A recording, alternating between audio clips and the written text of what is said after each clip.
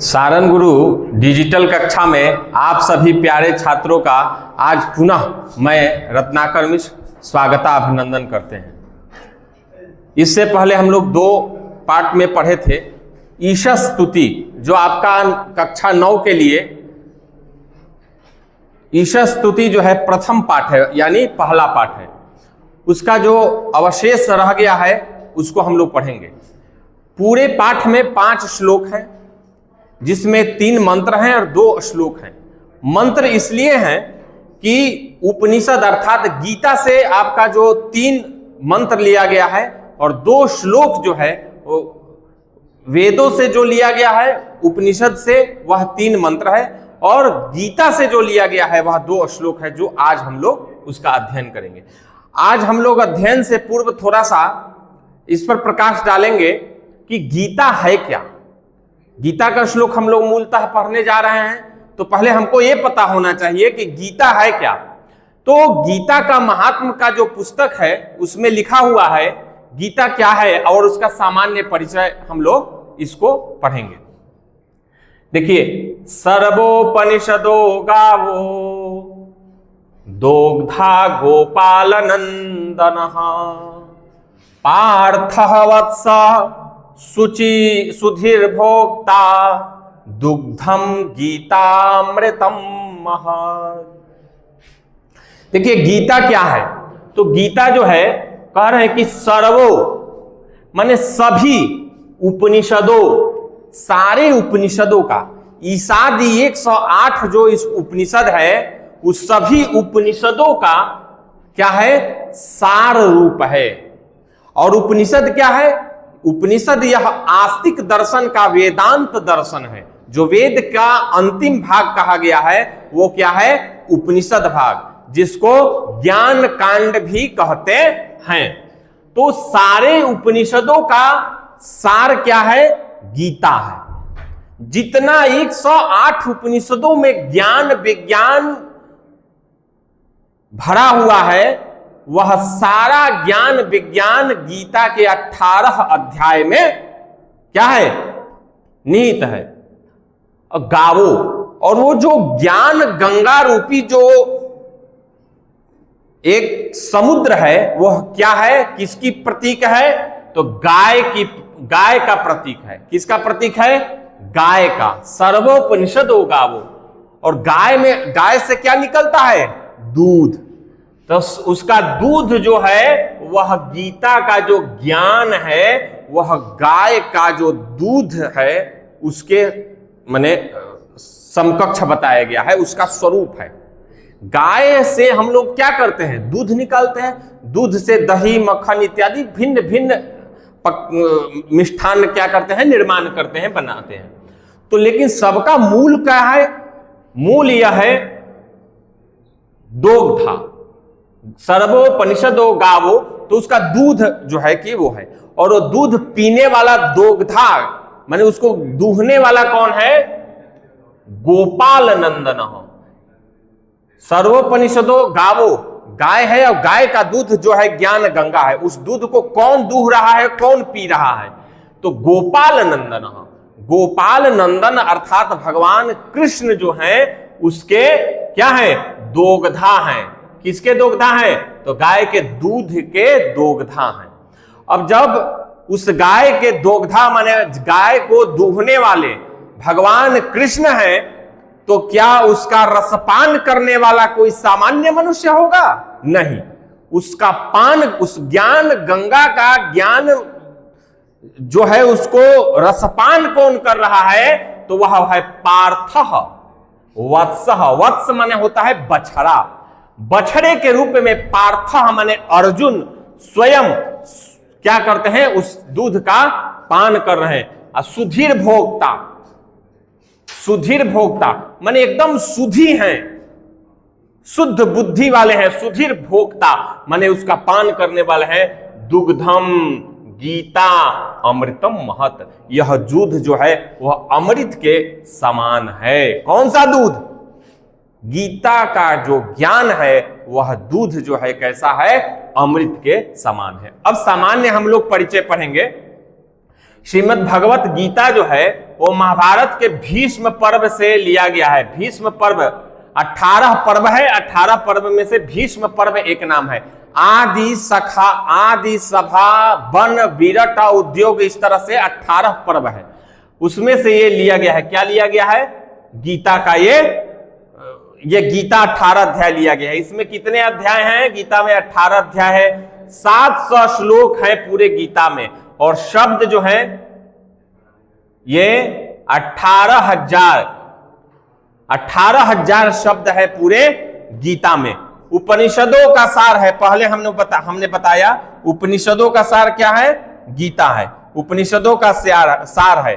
और कर्तव्य, भक्ति, ज्ञान, कर्म इत्यादि ये सारे योग इस गीता में क्या हुए हैं? बताए गए हैं। गीता को जीवन का मार्गदर्शक तथा आध्यात्मिक ज्ञान का भंडार कहा गया है। यह गीता का सामान्य परिचय है। ये आपके परीक्षा के लिए बहुत उपयोगी है, आ सकता है।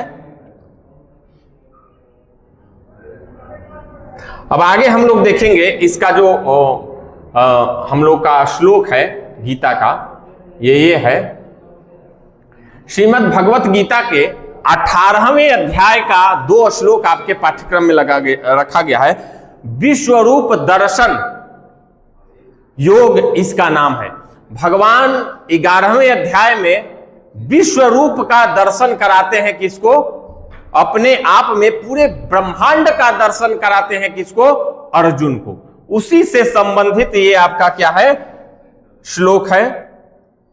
इसको देखिएगा, इसका उच्चारण हम लोग श्लोक का करेंगे, और उच्चारण के बाद इसको हम लोग क्या करेंगे? पढ़ेंगे, इसका अर्थ पढ़ेंगे। अब श्लोक का उच्चारण देखिए क्या है। त्वमादिदेवः पुरुषः पुराणः त्वमस्य विश्वस्य परं निधानम् वेत्तासि वेद्यं च परं च धाम त्वया ततं विश्वमनन्तरूपम्। एक बार इसका उच्चारण, इसको आप और राग से भी इसको क्या कर सकते हैं? पढ़ सकते हैं। ये 11वें अध्याय का 38वां गीता का श्लोक है। त्वमादिदेवः पुरुषः पुराणः त्वमस्य विश्वस्य परं निधानम् वेत्तासि वेद्यं च परं च धाम त्वया ततं विश्वमनन्तरूपम्।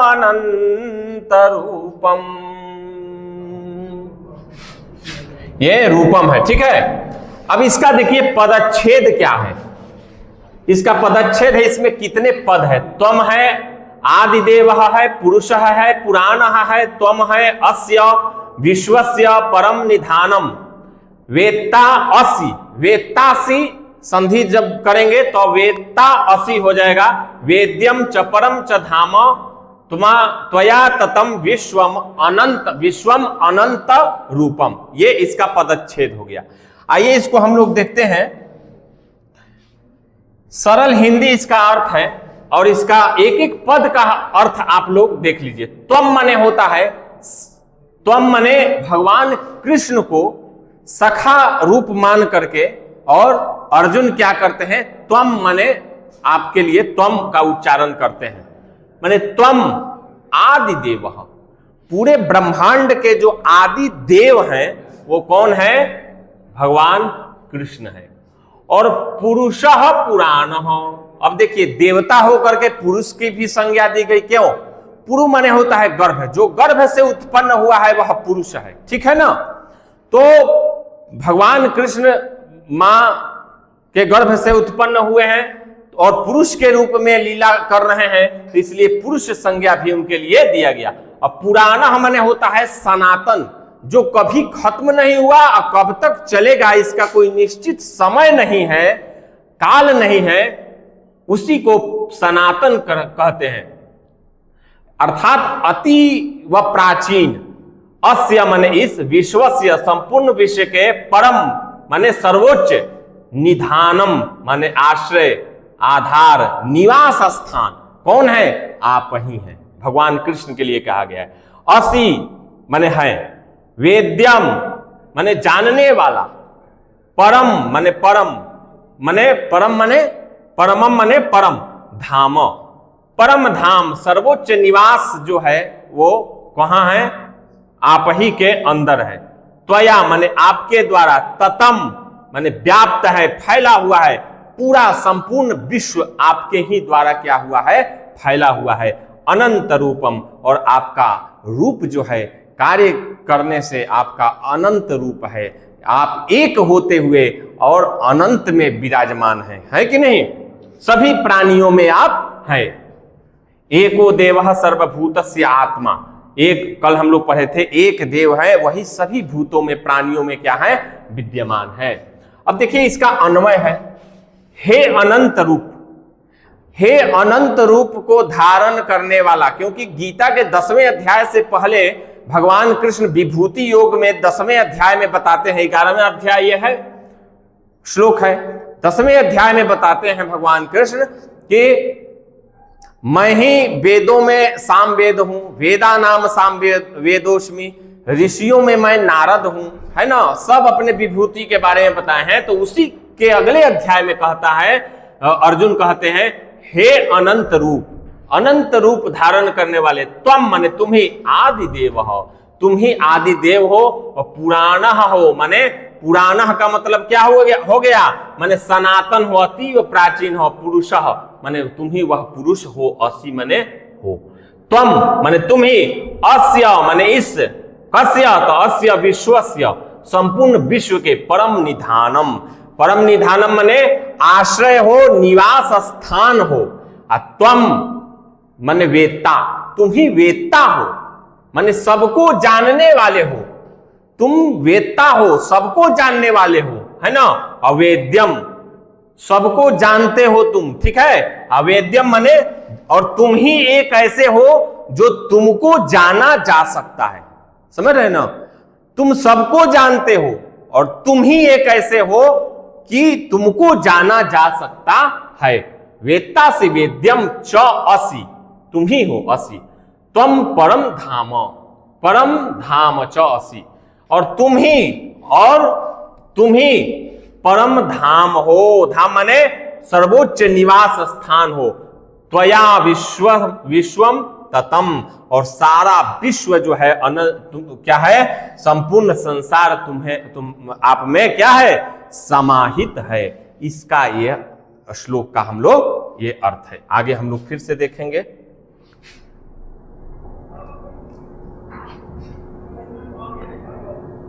अब देखिए इसी का अर्थ है, आप इसका स्क्रीनशॉट ले लीजिएगा। इस श्लोक में अर्जुन भगवान श्री कृष्ण के विराट एवं दिव्य स्वरूप को देखकर उनकी महिमा का वर्णन करता है। किसके महिमा का? भगवान कृष्ण के महिमा का वर्णन करता है। अर्जुन कहता है कि हे प्रभु, आप कोई साधारण मनुष्य नहीं है, बल्कि संपूर्ण सृष्टि के आदि कारण है और सनातन है, परम पुरुष है, ठीक है। और क्या है? इस संसार के आधार है, आश्रय है, और अंतिम क्या है? गंतव्य है, ठीक है ना। भगवान ही सर्वज्ञ है, इस भगवान कृष्ण ही सर्वज्ञ है, इसलिए वे सबको जानते हैं, वो सबको जानते हैं। साथ ही वे स्वयं वेद्यम, अर्थात जिन्हें जानना ही मनुष्य के जीवन का परम लक्ष्य है, वे भी भगवान ही परम धाम है। संपूर्ण विश्व का उन्हीं, सारा विश्व जो है क्या है? उन्हीं से व्याप्त है, ऐसा इसका अर्थ है। इस प्रकार अर्जुन यह स्वीकार करता है कि संपूर्ण जगत का मूल आधार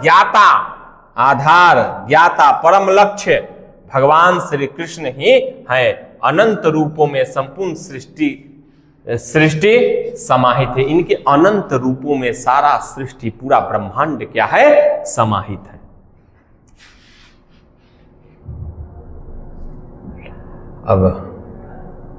अब देखिए इसका ये आपका श्लोक का अर्थ हो गया, इसका स्क्रीनशॉट आप लोग ले लीजिएगा। अब दूसरा श्लोक हम लोग के सामने है जो आपके पाठ्य पुस्तक का अंतिम श्लोक है। कौन सा श्लोक है? अंतिम श्लोक है। अब देखिए, ये 11वें अध्याय के गीता से यह क्या किया गया है, लिया गया है। अब अगला श्लोक हम लोग उच्चारण करेंगे, इसका अर्थ हम लोग पढ़ेंगे। नमः पुरस्तादथ पृष्ठतस्ते नमोस्तुते ते सर्वत एव सर्व अनंत वीर्या मिति विक्रमस्त्वं सर्वं समाप्नोषि ततोऽसि सर्वः। एक बार और उच्चारण करेंगे। नमः पुरस्तादथ पृष्ठतस्ते नमोस्तुते सर्वत एव सर्व अनंत वीर्या मिति विक्रमस्त्वं सर्वं समाप्नोषि ततोऽसि सर्वः। यह गीता का श्लोक है। ये 11वें अध्याय में विश्वरूप दर्शन जो अध्याय का नाम है उसी का ये श्लोक है। अब देखिए, कहता है नमः पुरस्ताद।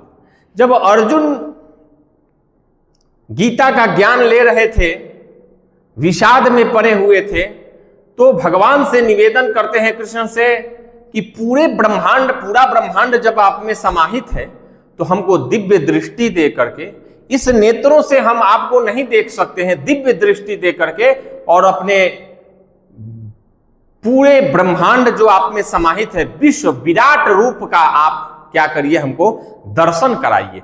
जो विराट रूप का दर्शन करा है तो पूरा चारों वेद, छवों शास्त्र और सारा का सारा जीव, ब्रह्मांड का जो जीव है, पृथ्वी से लेकर के भूर्भुवः स्वः महाजनः तपः सत्यम और अतल बितल सुतल रसातल तलातल धरातल पताल, सारा लोक जो है ब्रह्मांड क्या हो रहा है, उनमें दर्शन हो रहा है। और उनकी आभा ऐसी है, ऐसे दे दीप्यमान हो रहे हैं कि अर्जुन जो है कि देख करके एकदम भयभीत है। और जब देखता है सभी जगह देवताओं का स्वरूप, ब्रह्मा विष्णु महेश इंद्र इत्यादि सबका दर्शन उनके अंदर होता है। चारों तरफ से वो समझिए कि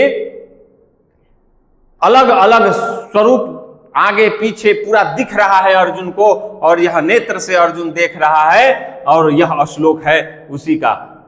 और अर्जुन कहते हैं नमः पुरस्तादथ पृष्ठतस्ते। नमः माने, नमः शब्द का अर्थ क्या है?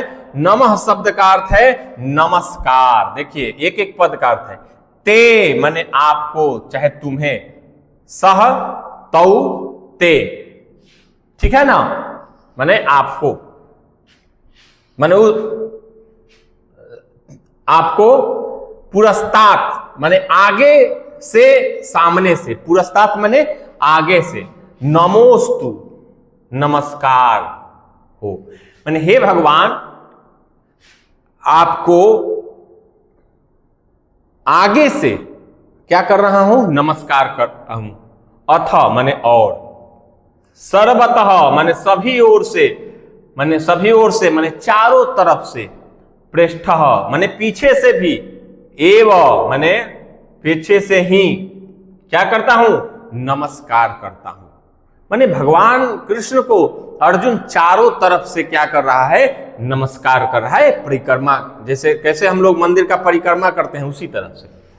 सर्व माने हे सर्वस्वरूप, अनंत वीर्य, अनंत शक्ति और पराक्रम वाले, अति विक्रम, अति अमित विक्रम, असीम पराक्रम वाले, माने महान शक्ति वाले।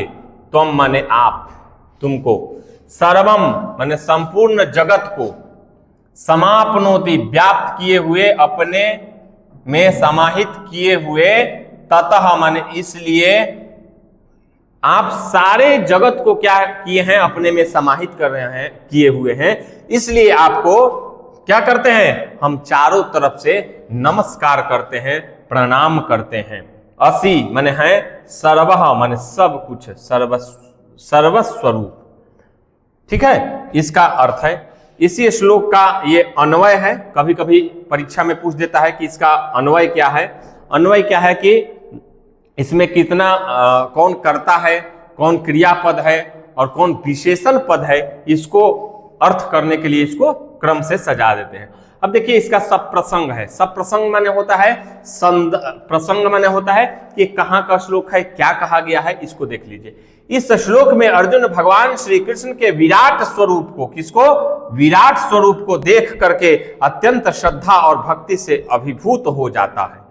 उसे अनुभव होता है कि भगवान कृष्ण किसी एक स्थान या दिशा में सीमित नहीं है, ठीक है, बल्कि संपूर्ण संसार में व्याप्त हैं। इसलिए अर्जुन आगे पीछे और सभी दिशाओं माने चारों तरफ से भगवान को क्या करता है, नमस्कार करता है। क्या करता है, भगवान को नमस्कार करता है। आगे चलते हैं। देखिए इसी श्लोक का ये है नमः पुरस्तात्। भावार्थ क्या है इस श्लोक का? भगवान श्री कृष्ण सर्वव्यापक हैं, अनंत हैं, शक्ति संपन्न हैं और असीमित पराक्रमी हैं। असीमित माने जिसका कोई सीमा न हो, वे संपूर्ण चराचर जगत में व्याप्त हैं सूक्ष्म रूप से। कल वाले वीडियो में हम लोग पढ़े थे इसको। इसलिए मनुष्य को भगवान का स्मरण और नमन करके एक दिशा में नहीं बल्कि हर दिशा और हर स्थान पर करना चाहिए। इसीलिए परिक्रमा करके नमस्कार करने का है चारों तरफ से। तो अर्जुन विराट स्वरूप जब देखता है भगवान कृष्ण के अंदर और उसमें देखता है कि सारा पूरा ब्रह्मांड समाहित है, तो आगे से पीछे से चारों तरफ से क्या करता है, नमस्कार करता है।